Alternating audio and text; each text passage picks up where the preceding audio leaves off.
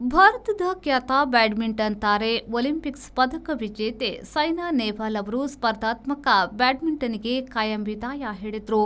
2023ರಲ್ಲಿ Singapore open ಬ್ಯಾಡ್ಮಿಂಟನ್ನಲ್ಲಿ ಆಡಿದ ಬಳಿಕ ಸೈನಾ ಅವರು ಸ್ಪರ್ಧಾತ್ಮಕ ಬ್ಯಾಡ್ಮಿಂಟನ್ ಅಂಗಳಕ್ಕೆ ಇಳಿದಿರಲಿಲ್ಲ. 2012ರ ಲಂಡನ್ ಒಲಿಂಪಿಕ್ಸ್ನಲ್ಲಿ ಕಂಚಿನ ಪದಕ ಗೆಲ್ಲುವ ಮೂಲಕ ಹೊಸ ಸಾಧನೆ ಮಾಡಿದ್ರು. ಹೈದರಾಬಾದ್ ವಾಸಿ ಸೈನಾ ಒಟ್ಟು 24 ಅಂತಾರಾಷ್ಟ್ರೀಯ ಪ್ರಶಸ್ತಿಗಳನ್ನು ಗೆದ್ದಿದ್ದಾರೆ. ಸ್ಪರ್ಧಾತ್ಮಕ ಬ್ಯಾಡ್ಮಿಂಟನ್ ಆಡಿ 2 ವರ್ಷ ಆಯಿತು. ಪ್ರಾಯ 35 ಆಯಿತು.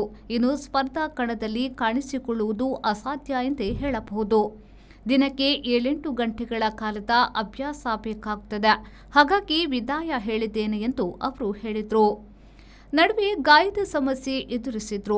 2018ರಲ್ಲಿ ಬ್ಯಾಡ್ಮಿಂಟನ್ ಆಟಗಾರ ಪರುಪಳ್ಳಿ ಕಶ್ಯಪ್ರನ್ನ ಮದುವೆಯಾಗಿದ್ರು. ನಡುವೆ ಬೇರ್ಪಡುವ ಮಾತು ಬಂದರೂ ಒಂದಾಗಿಯೇ ಇರುವಂತೆ ಕಾಣುತ್ತಿದೆ. ಹರಿಯಾಣದ ಹಿಸಾರ್ ಮೂಲದ ಇವರು ಹೆತ್ತವರು ಹರ್ವೀರ್ ಸಿಂಗ್ ನೆಹ್ವಾಲ್ ಹಾಗೂ ಉಷಾರಾಣಿ ಅವರು ಬ್ಯಾಡ್ಮಿಂಟನ್ ಆಡುತ್ತಿದ್ರು.